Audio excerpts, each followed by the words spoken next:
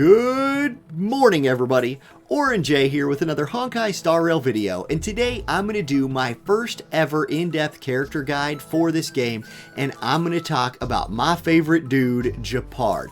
I love playing tanks in these games. I just like playing tanks in any games, honestly, and Gepard has been my favorite character in Honkai Star Rail so far. So I'm going to talk about team comps, Lightcones, Relics, the whole deal, including a very useful team building tip that I think a lot of people are missing. So let me just get it started. Now, first up, let's just talk really briefly about what you want Gepard doing.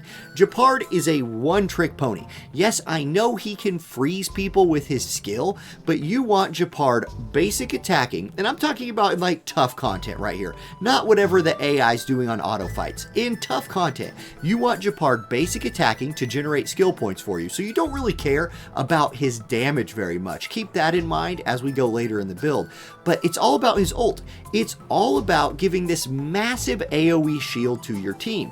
He has allowed me to not use a healer in my main group the whole game. I'm off the first planet. I've cleared content above my current level, and it's all about getting Gepard's ultimate off, keeping it skilled up. Also, don't underestimate his technique, where before you go into a fight, you can drop a shield on your team as well. It's so awesome just not taking damage. So that's the focus of this guy, right? I bring all that up just to say he's not here to do damage. He is here to keep the rest of your teammates alive and potentially open up some build options for you where you're not using a healer, which could be very important if you only have Natasha because you've never pulled Bailu or whatever. Okay, next up, I want to give you a big team building tip right here. And this counts for Gepard. It counts for whatever character you're playing that is taking aggro for you. And that is when you are building your team. So let me go into the team builder right here. Let's go teams. Let me show you something. This is a huge tip. Put your tanks on the side. Your tank is going to naturally draw more aggro. Think about March 7th, whoever she's going to be giving her shield to all of the time, whether it's herself or somebody else, put them on the left or the right, the far side, because that way when they're getting AoE'd, they are getting hit, but there's no one to their left or right to catch the splash damage, and then put them next to a unit that maybe you're stacking HP with. If you're running a tank and a healer, healers oftentimes stack HP because a lot of their skills scale with that. Put your healer next to your tank. Also, in that case, your healer's getting hit and splash damage a little more, getting their ultimates off more. That is a big team building tip. I see a lot of teams with Gepard or your tank smack in the middle. Your whole team's getting AoE'd in that case. Put them on the side, let the mobs drop AoEs and miss a third of their targets, right? So that's a really big team building tip, something I wanted to sprinkle in there. All right, next up, I want to give you another tip about Gepard specifically, and that's aggro. Now, you want him getting hit. When single target attacks are coming out or enemies are using that lock-on effect, you need your tanks getting hit. Gepard does have a couple of ways of drawing aggro to himself. Not like March 7th, who has that skill that does it specifically, but with Gepard you have two options. One is through your traces. This is a super important trace to unlock on Gepard. You can do it very early in the game, but his bonus ability right here on the bottom left just gives him a higher chance to be attacked. I had a noticeable increase in his aggro after unlocking that. And the other way that he will generate more aggro for you is through his light cone. Now, his best light cone, and I'm just going to transition right into light cones now. His best light cone is Moment of Victory. This is his 5-star light cone. It does everything he wants. I've pulled enough to afford one of these from the redeeming shop, and this was an easy pick for me, an easy pick. This gives him defense. That's his most important stat. You just want defense, defense, defense. Remember, this is a guy who's taking damage and shielding your team. His shielding scales off of his defense. Defense, defense, defense. So it gives him a defense percent. It also gives him effect hit rate by 24%. This means he has a better chance of freezing targets, but it also will apply to a very important thing for him later in his relics. More on that here in a minute, but it can get him more defense. Somehow effect hit rate gets him more defense. You'll see when I get there. And then it also gives him increased chance of being attacked by the enemies. And when he's attacked, guess what he gets? More defense. So this does everything. If Gepard is your man, if you are building teams around him, this is a must buy. This is a must pick up whenever you can afford it from the exchange shop. If you don't know, just real quick, if you don't know what I'm talking about with the exchange shop, it's this thing right here in Warps. You click exchange and you can come in here and pick it up. I bought it last month. I don't know if I'll purchase it again. I don't know that dupes are necessary, but moment of victory, a big deal for Gepard. Now, what if you can't afford that yet? There are other good light cone options for him. This is not going to be a video where I'm just like, hey, look, the best light cone for him is his light cone. There are other options. The other options just only do parts of what his best one can do. So for a 3-star option, I think Amber is the way to go. It is a % defense buff, awesome, and if his HP is lower than 50%, he gets more defense. So good. If you have to do a 3-star option, this is the one in my opinion. For 4-star options, if you've been lucky enough to pick up some of these, Day 1 of My New Life is a good option. Again, there's that defense, and when you go into battle, damage resist of all allies by up to a certain %. Effects of the same type can't stack. So you're giving your team a little bit more survivability, something Gepard is all about with his big shielding. He's really good in those fights, you know, like against I'm not going to do any spoilers here, but in the end of story 1, you fight a boss that charges up a huge AoE attack. Gepard makes that attack like pointless if you can have his shield up. This will help your teammates survive as well. So I do like a Day 1 of My New Life. Landu's Choice is a good one as well. This one gives you that aggro. The wearer is more likely to be attacked and damage is reduced by a certain %. Now the drawback of this one is it does not scale up your shielding, but it does draw more aggro to Gepard. That's a big part of his best card that we already looked at, but this one doesn't give the defense. Still, it does give decent stats. Like you will get 396 defense if you get it to level 80, so that's not something to sleep on.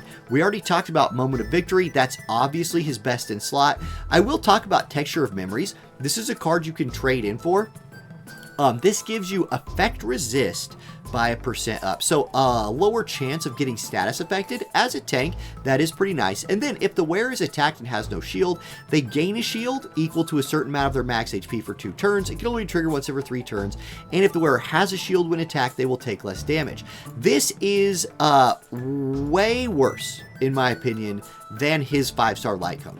Like, I don't think there's a choice between the two, but if you happen to have this one just as a more generic tanking option in your account, it is a fine substitute. And since it is a 5-star, it does have nice stats, like 529 defense and 1058 HP is nothing to laugh at. The raw stats on this thing, if you level it up, are really good. The raw stats on his, you can see the same, 595, 1058, here 529, 1058, so very, very comparable in stats. Now, there's a helicopter outside my window right now, so if you just heard that, I live close to a little rural airport. Helicopters come. Anyway, Trend of the Universal Market. I think this is also a good option for him.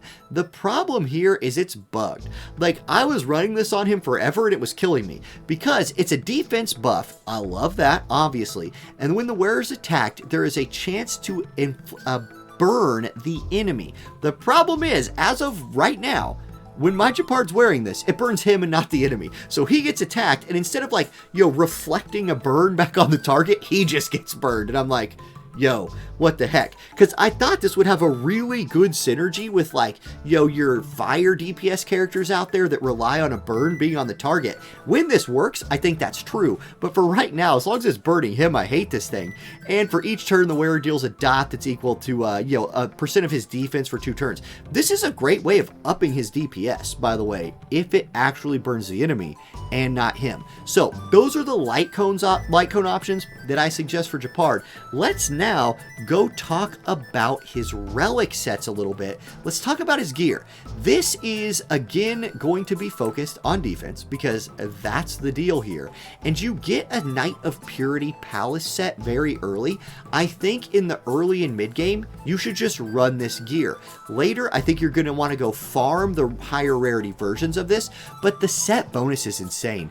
Defense % up and then increases the max damage of the shield by 20%. This dude's all about shielding. This is by far his best in-slot gear. Now, if we want to dig a little bit deeper, when you're looking at gear, like your helmet is always going to have main stat HP. So that's fine. That's great for Gepard. Your gloves are always going to have main stat attack. He doesn't care about that at all. So just wear the set bonus here or go for substats. More on substats here in a second.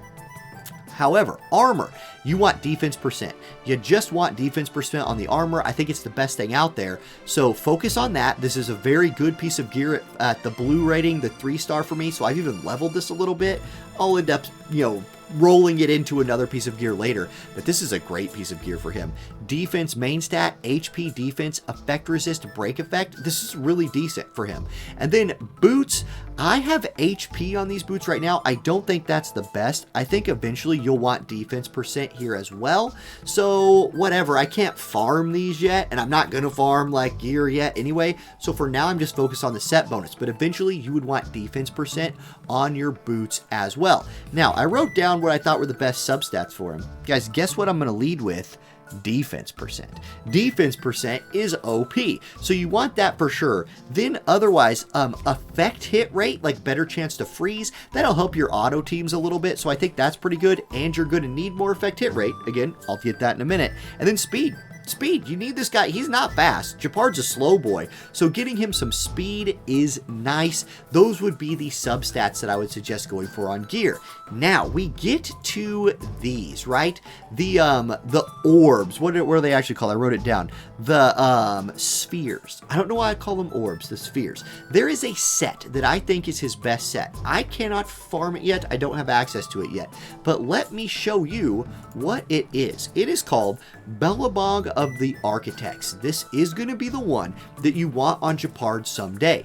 It gives a, guess what, percent defense buff. If you haven't been able to tell yet, that's his thing. And then when his effective hit rate is 50% or higher, so get that effective hit rate up, the wear gains, guess what?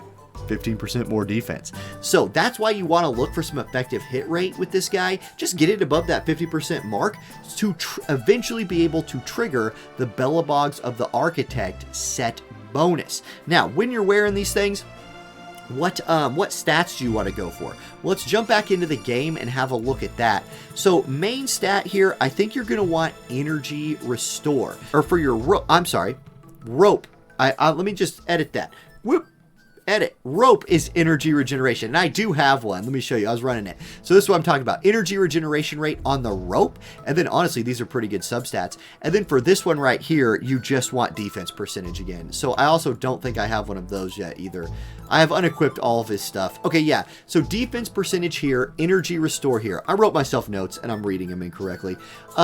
That's what you're going to want to go for on these. This is like a mid-game thing. You'll start catching more of these, and eventually you want to go for that Bellabog of the Architects set there. Next, I want to talk a little bit about team building with Gepard, because he's definitely an interesting dude when it comes to building teams with him. By far, my favorite character to pair him with has been Tingyun.